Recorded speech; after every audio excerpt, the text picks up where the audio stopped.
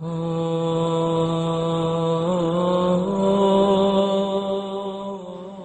موبایل او کمپیوټر کې د انټرنیټ استعمالونکو ته نصیحت.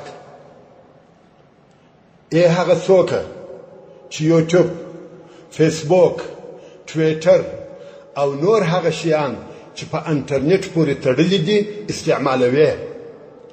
دغه ټول شیان د انسان د پاره د هغه لویو ضررناکه فتنو څخه دي او رسول الله صلی الله علیه و آله وسلم موږ خبر کړي یو چې په راتلونکو وختونو یا آخره زمانه کې یوه دهمه یا دوهیمه فتنه سته. علماء کرام د دغه دهمه په ترجمه نه پوهېده چې دا به څه شي وي، خو رسول الله صلی الله علیه و آله وسلم هغه فتنه موږ ته راښولې ده او فرمایي هغه داسې فتنه ده چې د دې امت څخه به هیڅوک پرې نږدي چې پر مخ یې په چپلاخه یا څپېړه ونه وهي. ورونو او خوندو، په هغه حدیث شریف کې چې د آخري زمانې د فتنو په اړه یې ابو داود او د احادیث نور امامان د عبد الله ابن عمر رضی الله تعالی عنهما څخه روایتوي. عبد الله ابن عمر رضی الله تعالی عنهما وایي: كنا قعودا عند رسول الله صلى الله عليه وسلم فذكر الفتنة فأكثر في ذكرها حتى ذكر فتنة الأحلاس فقال قائل: يا رسول الله وما فتنة الأحلاس؟ قال: هي هرب وحرب. وفي آخر الحديث: ثم فتنة الدهيماء لا تدعوا أحدا من هذه الأمة إلا لطمته لطمة. رواه أبو داود. يعني عبد الله ابن عمر رضي الله تعالى عنهما وايي موږ د رسول الله صلی الله علیه و آله وسلم په وړاندې ناست وو، نو رسول الله صلی الله علیه و آله وسلم د آخري زمانې فتنې یادولې او ډېرې فتنې یې یادې کړې تر څو چې د احلاس فتنه یې ذکر کړه. یو چا ورته وویل: یا رسول الله دغه د احلاس فتنه څه شي ده؟ رسول الله صلی الله علیه و آله وسلم وفرمایل هغه د حرب او حرب فتنه ده. حرب یعنی د تیښتې فتنه چې ځینې انسانان به د ځینو نورو څخه د جنگ او دشمنی په سبب تښتي، او حرب یعنی د مالو چورول او د انسانانو تښتول به وي. او بیا رسول الله صلی الله علیه و آله وسلم د ځینو نورو هغو فتنو چې بیانول یې زموږ مقصد نه دی تر بیانولو وروسته وفرمایل چې بیا به دوهیمه فتنه وي. دا داسې عامه فتنه ده چې له دې امت څخه به هیڅوک پرې نږدي چې پر مخ دې یوه څپېړه یا چپلاخه ور نه کړي. رواه ابو داود.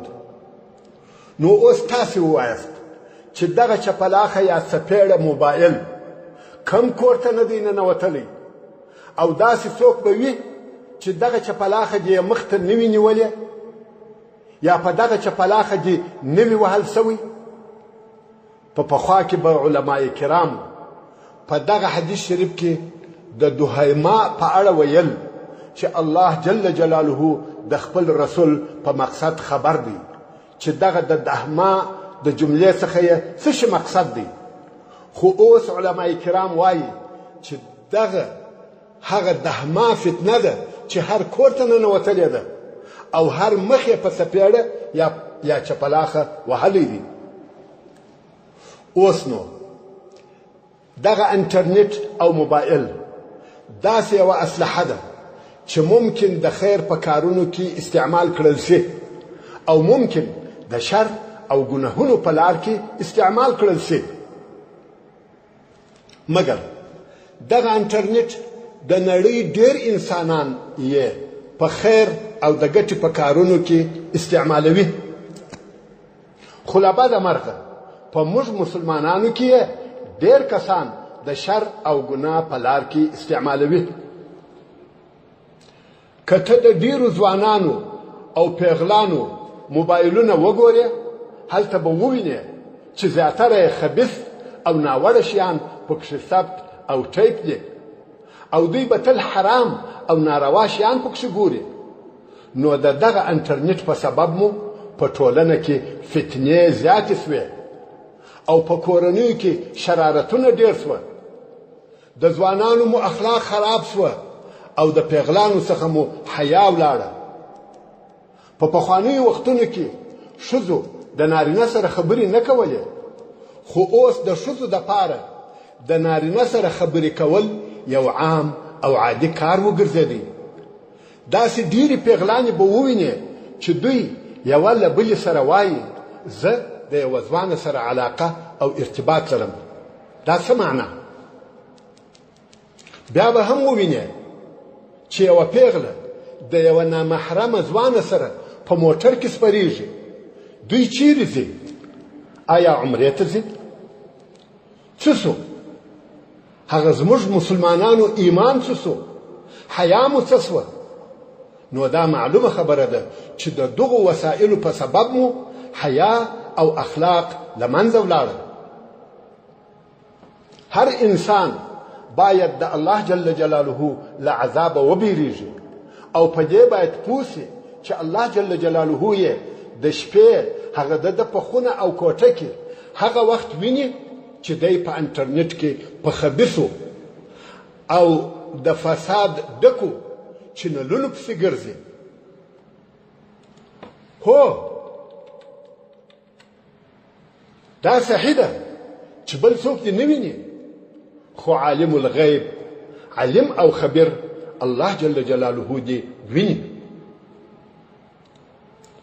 شاعر وایي وإذا خلوت بريبة في ظلمة والنفس داعية إلى الطغيان فاستحي من نظر إله وقل لا إن الذي خلق الظلام يراني. يعني کله چې ته د یوه داسې ناوړه کار سره چې ستا خوښ هم وي په تاریکه او تنهایي کې یو ځای یا مخامخ سې او نفس دې هم سرکشۍ ته وربولي چې وایي دغه کار وکړه، په دغه وخت کې ته د الله جل جلاله له کتلو او لیدلو څخه وشرمېږه او نفس ته دې ووایه نه دغه کار نه کوم. بېشکه هغه ذات مې ویني چې تاریکه او دغه تنهایي یې پیدا کړي دي. الله جل جلاله په سورة النساء کې د دغسې بې حیا خلقو په اړه فرمایي